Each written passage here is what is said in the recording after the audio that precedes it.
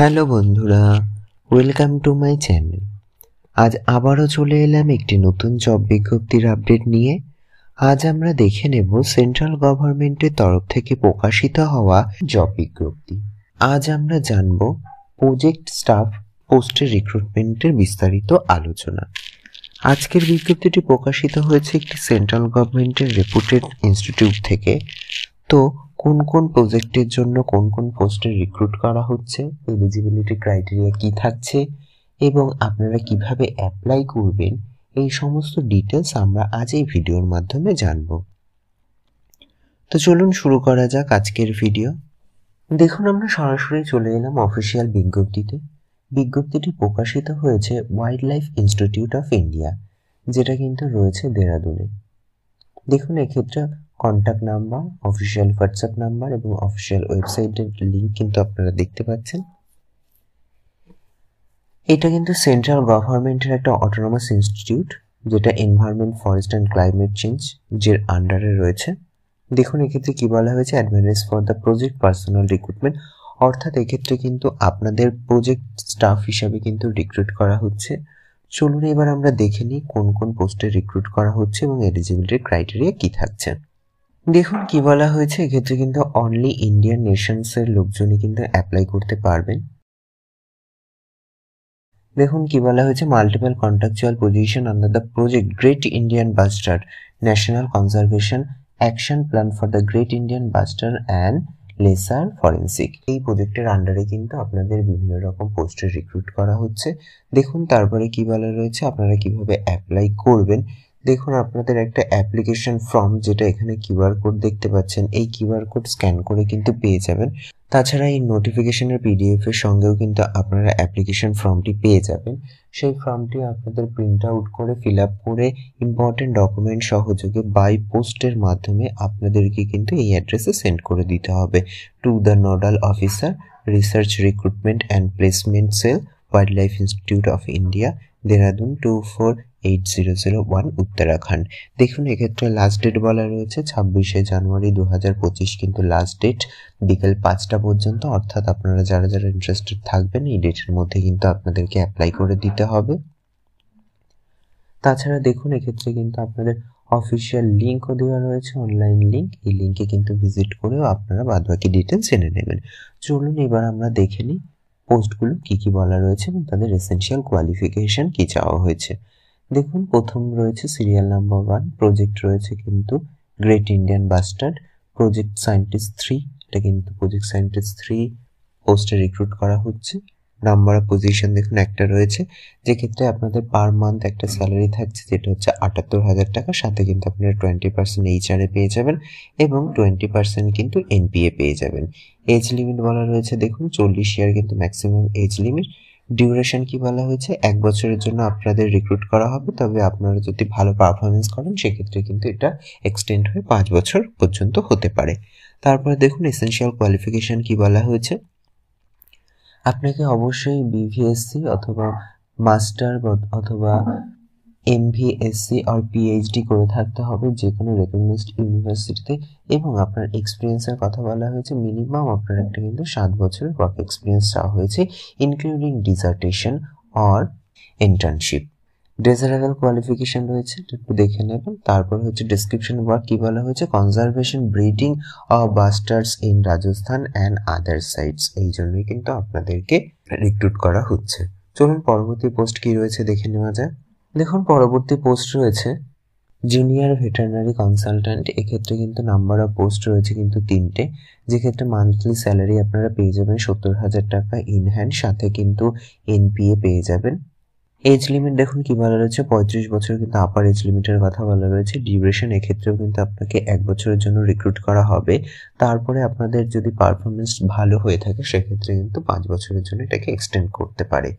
চলুন এবার দেখে নেওয়া যাক এসেনশিয়াল কোয়ালিফিকেশন কি বলা রয়েছে। দেখুন, এসেনশিয়াল কোয়ালিফিকেশন বলা হয়েছে বিভিএসসি আর এমভিএসসি, এবং সাথে কিন্তু আপনার 3 বছরের একটা রেলিভেন্ট এক্সপিরিয়েন্স থাকলেই আপনি অ্যাপ্লাই করতে পারবেন। তারপরে দেখুন, ডেজারেবল কোয়ালিফিকেশন রয়েছে এবং ডেসক্রিপশন অফ ওয়ার্ক রয়েছে, এগুলো দেখে নেবেন। পরবর্তী পোস্ট দেখুন রয়েছে principal project associate.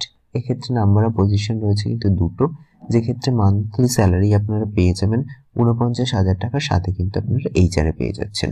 Age limit কি বলা রয়েছে? 40 বছর কিন্তু এজ লিমিট বলা রয়েছে। ডিউরেশন বলা রয়েছে দেখুন 1 বছরের জন্য রিক্রুট করা হবে, পরে কিন্তু এটা 5 বছরের জন্য এক্সটেন্ড হতে পারে। তারপরে দেখুন এসেনশিয়াল কোয়ালিফিকেশন কি বলা রয়েছে। এসেনশিয়াল কোয়ালিফিকেশন বলা রয়েছে master degree in natural science, wild life science, zoology, ecology, environmental science, geoinformatics, যে কোনো ইউনিভার্সিটি থেকে এই সাবজেক্টে আপনি মাস্টার ডিগ্রি করে থাকলেই কিন্তু অ্যাপ্লাই করতে পারবেন। সাথে কিন্তু আপনার এক্সপিরিয়েন্সের কথা বলা হয়েছে, যেটা কিন্তু 8 বছরের একটা ওয়ার্ক এক্সপিরিয়েন্স চাওয়া হয়েছে। তাছাড়া যদি আপনি পিএইচডি করে থাকেন যে কোনো উপরোক্ত মেনশন করা সায়েন্স সাবজেক্টের উপর, সেক্ষেত্রেও কিন্তু আপনি অ্যাপ্লাই করতে পারবেন। চলুন পরবর্তী পোস্ট দেখে নেওয়া যাক। দেখুন পরবর্তী পোস্ট রয়েছে সিনিয়র প্রজেক্ট অ্যাসোসিয়েট। এক্ষেত্রে নাম্বার অফ পজিশন রয়েছে কিন্তু 10টা, যার মান্থলি স্যালারি থাকছে 42,000 টাকা, সাথে কিন্তু এইচআরে আপনারা পেয়ে যাচ্ছেন। এজ লিমিট বলা হয়েছে 40 বছর। ডিউরেশন বলা হয়েছে দেখুন 1 বছরের জন্য আপনাদের রিক্রুট করা হচ্ছে, কিন্তু ফার্দার এটা 5 বছরের জন্য এক্সটেন্ড হতে পারে। এসেনশিয়াল কোয়ালিফিকেশন দেখুন মেনশন করা রয়েছে। প্রথম কি বলা হয়েছে? Master degree in natural science অথবা wildlife science, zoology, ecology, environmental science এবং জিওইনফরমেটিক্স, এই সাবজেক্টগুলোতে মাস্টার ডিগ্রি করে থাকলেই কিন্তু আপনি অ্যাপ্লাই করতে পারবেন। তবে সাথে আপনার কিন্তু 4 বছরের একটা ওয়ার্ক এক্সপিরিয়েন্স চাওয়া হয়েছে।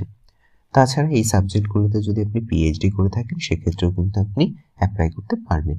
চলুন পরবর্তী পোস্টে জেনে নেওয়া যাক কি রয়েছে।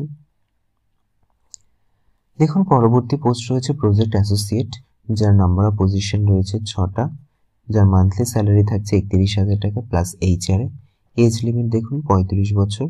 ডিউরেশন এক্ষেত্রেও আপনাদের 1 বছরের জন্য রিক্রুট করা হচ্ছে, ফার্দার কিন্তু 5 বছর এক্সটেন্ড হতে পারে।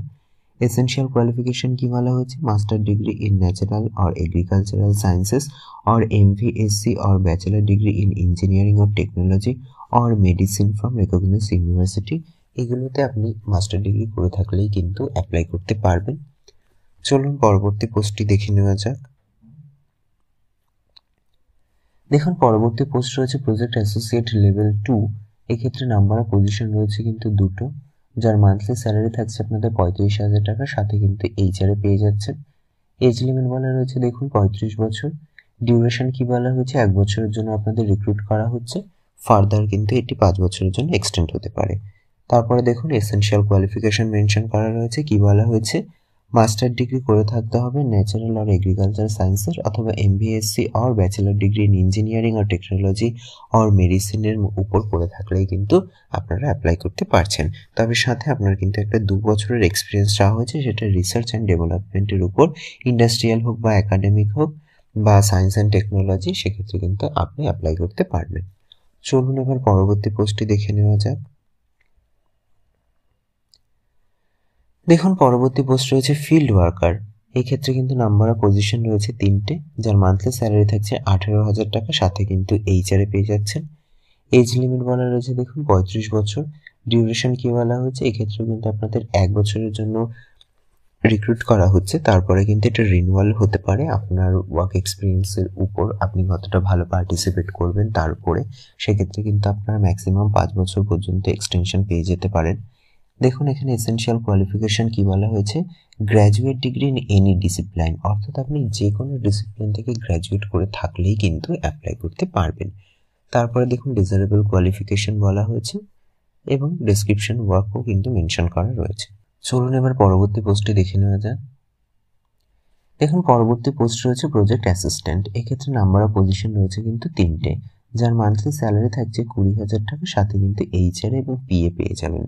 এজ লিমিট রয়েছে 35 বছর। ডিউরেশন কিন্তু 1 বছরের জন্য রিক্রুট করা হবে, পরে কিন্তু এটা 5 বছরের জন্য এক্সটেন্ড হতে পারে। এসেনশিয়াল কোয়ালিফিকেশন কি বলা হয়েছে? বিএসসি অথবা 3 বছরের ডিপ্লোমা করে থাকতে হবে ইঞ্জিনিয়ারিং ও টেকনোলজির উপর, তাহলেই কিন্তু আপনি অ্যাপ্লাই করতে পারবেন। চলুন এবার বাদবাকি ডিটেলস জেনে নেওয়া যাক কি বলা রয়েছে। দেখুন এক্ষেত্রে কিছু general terms and condition mention করা রয়েছে। প্রথমে কি বলা হয়েছে? অবশ্যই আপনাকে এই টার্মস অ্যান্ড কন্ডিশনগুলো পড়ে বুঝে তারপরে কিন্তু অ্যাপ্লিকেশন করতে বলা হয়েছে। দেখুন তারপর ইম্পর্টেন্ট পয়েন্ট কি বলা রয়েছে, আপনাকে কিন্তু উপরেই উল্লেখ করে এলাম যে আপনাদের কিভাবে অ্যাপ্লাই করতে হবে সেটাই কিন্তু এখানে মেনশন করা রয়েছে। আপনাদের অ্যাপ্লিকেশন ফর্ম কিন্তু এই অ্যাড্রেসে সেন্ড করে দিতে হবে to the nodal officer, research recruitment or placement sell, wild life institute of India, Dehradun 248001 উত্তরাখণ্ডে। এক্ষেত্রে লাস্ট ডেটও দেখতে পাচ্ছেন 26শে জানুয়ারি 2024 কিন্তু লাস্ট ডেট। অর্থাৎ যারা যারা এই উপরোক্ত পোস্টে অ্যাপ্লাই করতে ইন্টারেস্টেড আছেন তারা কিন্তু এই নির্দিষ্ট ডেটের মধ্যে অ্যাপ্লাই করে দেবেন। দেখুন এক্ষেত্রে অ্যাপ্লিকেশন ফি মেনশন করা রয়েছে কিন্তু একটা, সেটা আমরা দেখে নিই। এক্ষেত্রে দেখুন অ্যাপ্লিকেশন ফির কথা বলা হয়েছে 500 টাকা কিন্তু রয়েছে অ্যাপ্লিকেশন ফি, যারা কিন্তু জেনারেল ক্যাটাগরিতে বিলং করছেন তাদের জন্য। তবে এসসি, এসটি, ওবিসি, ইডব্লিউএস এবং ফিজিক্যালি চ্যালেঞ্জ যারা রয়েছেন তাদের জন্য কিন্তু কোনো অ্যাপ্লিকেশন ফি লাগছে না, তবে তাদের জন্য একটা প্রসেসিং ফি লাগছে, সেটা কিন্তু 100 টাকা রয়েছে আপনাদের প্রসেসিং ফি, যেটা আপনাদের অনলাইনে পে করতে হবে। এক্ষেত্রে কিন্তু অ্যাকাউন্ট ডিটেলস আপনারা দেখতে পাচ্ছেন, account number, name of bank, branch, account IFSC code, all details কিন্তু রয়েছে, আপনারা একটু চেক করে নেবেন। চলুন এবার বাদ বাকি ইম্পর্টেন্ট কি বলা রয়েছে দেখে নিই। এখানে আরো বেশ কিছু পয়েন্ট রয়েছে যেগুলো আপনারা একটু দেখে নেবেন। এক্ষেত্রে দেখুন মেনশন করা রয়েছে যারা অলরেডি কোনো জব করছেন সেক্ষেত্রে অ্যাপ্লাই করতে গেলে কিন্তু নো সেকশন সার্টিফিকেট আপনাদের প্রোভাইড করতে হবে। চলুন এবার আর কি ইম্পর্টেন্ট বলা রয়েছে আমরা জেনে নিই। দেখুন এক্ষেত্রে আপনাদের সিলেকশন কিভাবে হবে, অর্থাৎ আপনাদের শর্ট লিস্টিং কিভাবে করা হবে ফর ইন্টারভিউয়ের জন্য, অনলাইন ইন্টারভিউয়ের জন্য, সেটা কিন্তু এখানে মেনশন করা রয়েছে। দেখুন প্রথম পোস্ট রয়েছে ফিল্ড অথবা ল্যাব অথবা প্রজেক্ট অ্যাসিস্ট্যান্ট ক্যাটাগরির জন্য। আপনাদের কিন্তু ব্যাচেলার ডিগ্রির পার্সেন্টেজের উপর থাকছে 25 মার্কস, এবং আপনারা যে স্পেশালাইজেশন বা প্রজেক্ট বা যা করেছেন তার উপরে কিন্তু এবং ওয়ার্ক এক্সপিরিয়েন্সের উপর টোটাল কিন্তু 25 মার্কস থাকছে, টোটাল কিন্তু 50 মার্কস। এই 50 মার্কসের উপর কিন্তু আপনাদের এই পোস্টগুলোর জন্য শর্ট লিস্টিং করা হবে ফর অনলাইন ইন্টারভিউয়ের জন্য। তারপরে রয়েছে দেখুন প্রজেক্ট অ্যাসোসিয়েট ক্যাটাগরি 1-এর জন্য। এক্ষেত্রে কিন্তু আপনি ব্যাচেলার ডিগ্রি অর্থাৎ গ্র্যাজুয়েশনে কত মার্কস পেয়েছেন তার উপরে থাকছে কিন্তু 25 মার্কস, এবং স্পেশালাইজেশন এবং এক্সপিরিয়েন্সের উপর থাকছে কিন্তু 25 মার্কস। এক্ষেত্রেও কিন্তু টোটাল 50 মার্কসের উপর আপনাদের শর্ট লিস্টিং করা হবে ফর অনলাইন ইন্টারভিউয়ের জন্য। চলুন পরবর্তী ডিটেলস কি বলা রয়েছে দেখে নেওয়া যাক। দেখুন পরবর্তী ডিটেলস বলা রয়েছে প্রজেক্ট অ্যাসোসিয়েট 2 অথবা সিনিয়র প্রজেক্ট অ্যাসোসিয়েট অথবা প্রিন্সিপাল প্রজেক্ট অ্যাসোসিয়েট অথবা প্রজেক্ট সায়েন্টিস্ট 1, 2, 3 ক্যাটাগরি। এগুলোর জন্য কিন্তু আপনাদেরকে ইউজিসি, সিএসআইআর অথবা ICR net with JRF ships অথবা নেট পাস্ট, তার উপরে থাকছে কিন্তু 5 নম্বর, এবং আপনি গ্র্যাজুয়েশনে কত মার্কস পেয়েছেন তার উপরে থাকছে 25 নম্বর, এবং রিসার্চ ওয়ার্ক এক্সপিরিয়েন্সের উপর থাকছে 10 নম্বর, পাবলিকেশন, জার্নালস, কনফারেন্স এবং বুক চ্যাপ্টার এর উপর থাকছে কিন্তু 10 মার্কস। টোটাল কিন্তু এক্ষেত্রে 50 মার্কসের উপর আপনাদের কিন্তু শর্ট লিস্টিং করা হবে। দেখুন তারপরে কিন্তু একটা ইম্পর্টেন্ট লাইন বলা রয়েছে যে আপনি উপরোক্ত এলিজিবিলিটি ক্রাইটেরিয়া ফুলফিল করেছেন মানেই যে আপনি শর্ট লিস্টেড হয়ে যাবেন এবং অনলাইন ইন্টারভিউতে সুযোগ পাবেন এমনটা কিন্তু নয়, সেটা ডিপেন্ড করছে এই ইনস্টিটিউটের উপর, এমনটাই কিন্তু মেনশন করা রয়েছে। চলুন দেখে নেওয়া যাক আর ইম্পর্টেন্ট পয়েন্ট কিছু বলা আছে কিনা। দেখুন এক্ষেত্রে আরও বেশ কিছু পয়েন্ট বলা রয়েছে যেগুলো আপনারা একটু চেক করে নেবেন, আমি আর বেশি ডিটেলসে বলছি না। এটা হলো অ্যাপ্লিকেশন ফর্মের পিডিএফ, যেটা এই অফিসিয়াল নোটিফিকেশনের সঙ্গেই অ্যাটাচ করা রয়েছে। আপনাদেরকে এই অ্যাপ্লিকেশন ফর্মটি প্রিন্ট আউট বার করতে হবে এবং সেটাকে সঠিকভাবে ফুল করে ইম্পর্টেন্ট ডকুমেন্ট সহযোগে আপনাদের কিন্তু উপরোক্ত মেনশন করা ওই অ্যাড্রেসে সেন্ড করে দিতে হবে। তো এই ছিল মোটামুটি আজকের জব বিজ্ঞপ্তি রিলেটেড বিস্তারিত আলোচনার ভিডিওটি যদি আপনাদের একটু হেল্পফুল বলে মনে হয় তাহলে অবশ্যই চ্যানেলটিকে লাইক, কমেন্ট, শেয়ার করে পাশে থাকবেন, এবং সবার আগে এরকম নতুন নতুন জব বিজ্ঞপ্তির আপডেট পেতে চ্যানেলটিকে সাবস্ক্রাইব করে পাশে থাকা বেল আইকনটি অন করে নেবেন। ধন্যবাদ।